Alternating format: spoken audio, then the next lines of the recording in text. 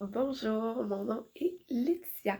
Je vais vous parler aujourd'hui du livre de Nirlit.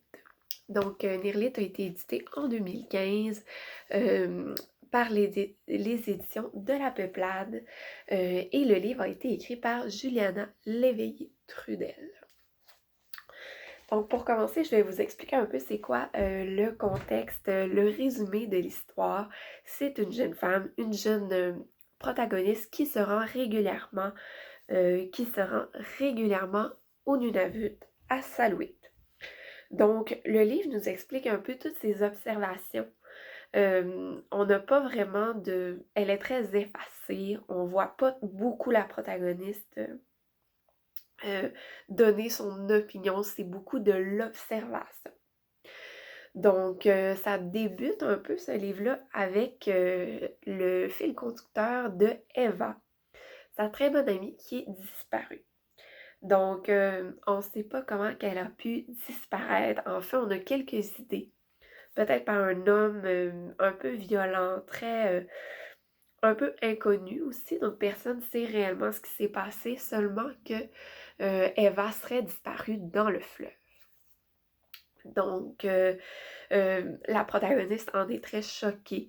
Elle aurait aimé savoir, elle aurait aimé rechercher, au moins pour l'honneur de son amie, euh, qu'on puisse la retrouver, qu'on puisse savoir comment qu'elle est disparue.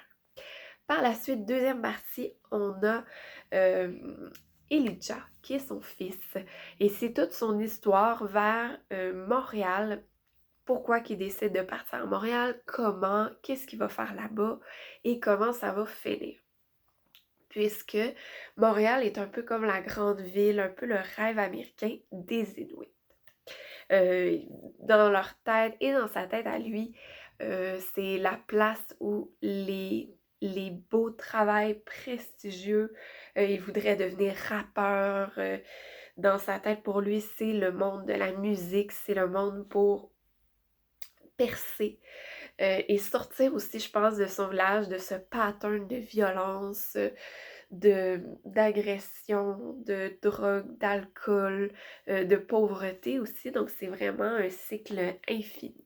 Donc, de sortir un peu de ce monde-là de Salouit.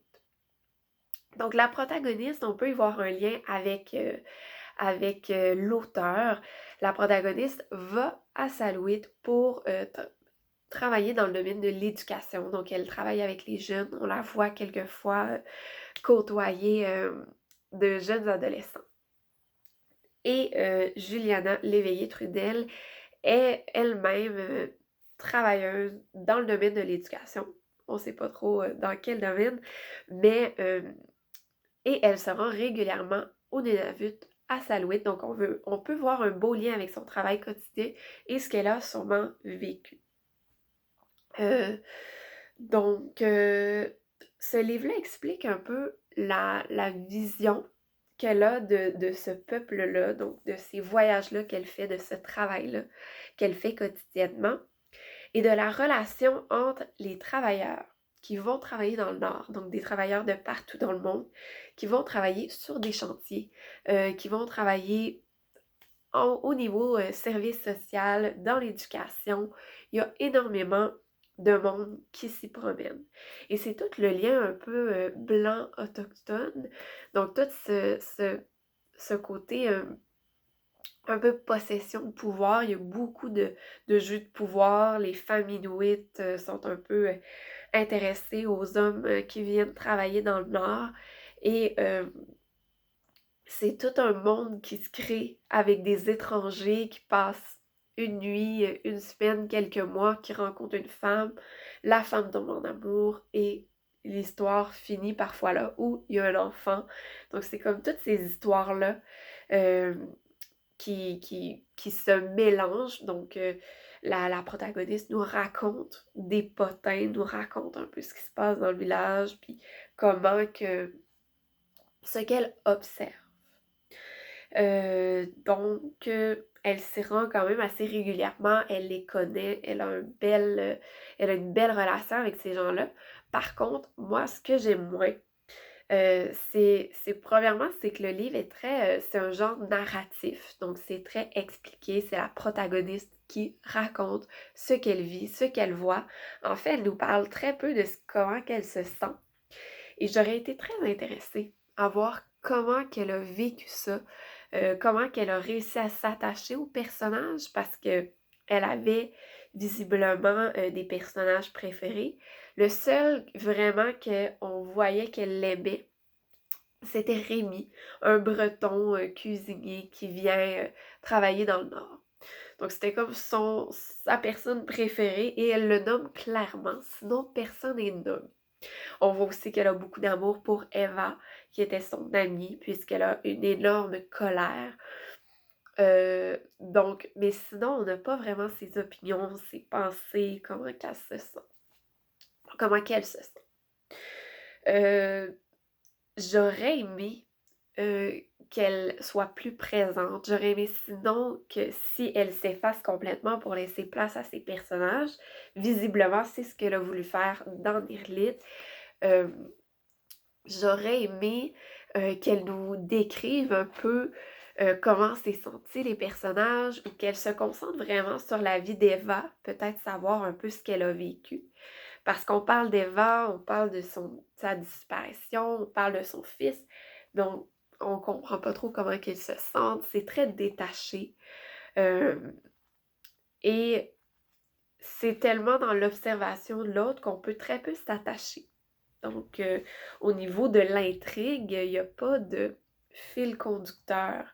On parle de Eva, c'est la colère de la protagoniste qui est expliquée parce qu'elle nous explique pas vraiment c'est qui Eva, qu'est-ce qu'elle a fait, un peu par-ci par-là, mais en nous expliquant puis en nous disant un peu sa colère, comment qu'elle la vit.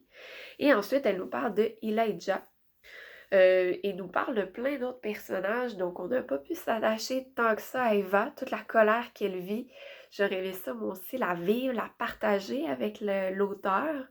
Cette disparition-là, qu'est-ce que ça signifie pour elle et pour nous? Tu sais, mon Dieu, c'est comment que ça nous touche. Donc, j'ai été moins touchée que je le pensais. C'était un bon livre. J'ai eu parfois de la misère à le lire parce que c'était très doux, très peu, tu sais, il se passait pas grand-chose, peu de péripéties, très calme. Euh, donc, parfois j'ai eu de la misère à le lire, mais tout de même, j'ai aimé la plume poétique de Juliana Léveillé-Trudel, euh, la façon dont elle explique le milieu, la façon dont elle explique le village, c'est très intéressant. Euh, c'est beau aussi, c'est très calme. On est dans quelque chose de très violent, parfois même des sujets très crus et c'est amené avec beaucoup de douceur. Donc j'ai bien aimé, mais j'aurais aimé m'attacher plus aux personnages. Euh, et un livre qui m'a fait penser à Nirlit, c'est Traité des peaux de Catherine Arton. Donc, ce livre-là est une série de nouvelles sur les pays un peu nordiques de l'Amérique du Nord. Euh, et c'est dans une douceur et dans une rudesse parce que, on va se le dire, la thématique de ces deux livres-là sont très rudes. Ça parle de la vie dans des communautés autochtones. Ça parle un peu de pouvoir. Donc, Traité des peaux est vraiment dans la même thématique. Donc, est vraiment dans la même douceur, dans la même rudesse. On sent bien le poids qui repose aussi sur les épaules des Autochtones de conserver la tradition tandis qu'on leur enlève un peu. Et toutes les histoires qui peuvent arriver, la tradition qui est présente mais qui disparaît peu à peu avec la nouvelle génération.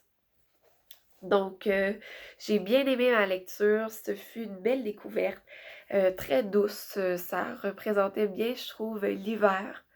Comme quoi, des fois, c'est très dur, ça te fait des petites engelures,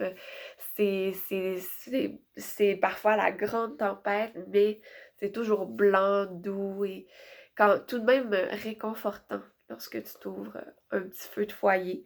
Donc, je trouvais que c'est quand même tout de même une très belle lecture. Et donc, merci de m'avoir écouté et à la prochaine. Bye bye!